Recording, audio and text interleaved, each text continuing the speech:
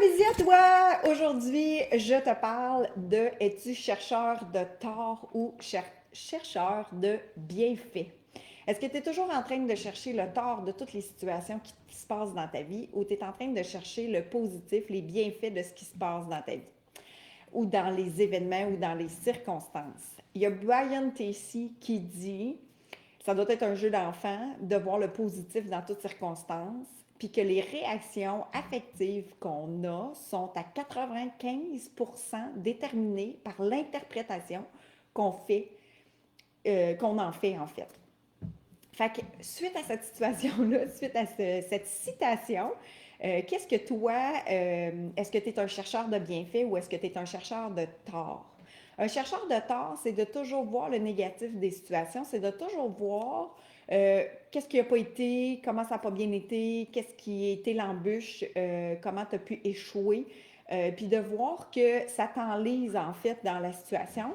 Puis le chercheur de bienfaits, ben lui, même si ça a été une épreuve, il va voir le positif, ce que ça a pu apporter, même si ça a été difficile, il va voir ce que ça a pu apporter comme bienfait, comme guérison, comme étape, comme apprentissage dans la situation. Alors 95% de nos réactions affectives sont déterminées par comment on interprète la situation. On est souvent tendance à accuser, dans le fond, à tort, ce qui se passe au retour des autres. Mais nous, comment on réagit? Nous, qu'est-ce qui se passe à l'intérieur de nous autres? Qu'est-ce que ça a éveillé? C'est à nous autres à être, en fait, regard sur soi, de savoir qu'est-ce que ça a éveillé en soi, quelle réaction on a eue. Je te parle d'une situation qui m'est arrivée il y a plusieurs années. En fait, j'ai créé un journal culturel de toutes pièces. Fait que j'avais le choix de le vivre de deux façons. Ça a été un super beau projet, je l'ai créé, j'ai fait le graphiste de ça parce qu'à ce moment-là, j'étais graphiste de métier. J'ai fait le graphiste, j'ai distribué des exemplaires, j'ai fait 4 exemplaires, j'y avait des journalistes, des photographes, on a fait des beaux numéros, des beaux lancements de numéros, ça a été super agréable. Puis, dans cette circonstance-là, ce que ça a fait, c'est que je faisais tout. Évidemment, il manquait peut-être de structure ou il manquait peut-être d'expérience pour pouvoir lancer un projet comme celui-là pour faire une réussite financière. Fait que dans ce projet-là, j'ai dû arrêter ce projet-là. Ça l'a terminé, en fait, avec une perte financière de 50 000 $. Ce que j'en ai fait, c'est que j'ai réussi à payer, en allant travailler chez mon imprimeur, quelques heures pour pouvoir, ben pas quelques heures, plusieurs heures, pour pouvoir rembourser en fait ce que je devais à l'imprimeur. Mais je pouvais le voir de deux façons. Soit que je le voyais d'une façon où est-ce que je relançais jamais des nouveaux projets ou des nouvelles créations, puis que ça me disait, ben, essaye pas, de toute façon, tu réussiras pas. Ou bien, comment je l'ai pris, c'est j'étais chercheur de bienfaits, c'est-à-dire qu'est-ce que ça a fait pour moi?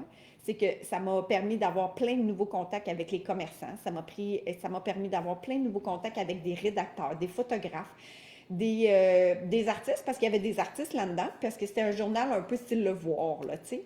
Puis, je ne sais pas si vous vous souvenez du journal Voir, mais c'est un journal un peu style Le Voir. Puis, ce que ça l'a fait aussi, c'est que ça l'a amené beaucoup de connaissances dans mon graphisme, dans la structure, dans la livraison d'un produit, c'est-à-dire la création de zéro jusqu'à la livraison papier dans des commerces avec des supports en bois, les logos, la création, la mise en page et la structure de rendre ça intéressant. J'avais des failles, c'est-à-dire la vente de publicité à l'intérieur du journal pour que ça soit rentable.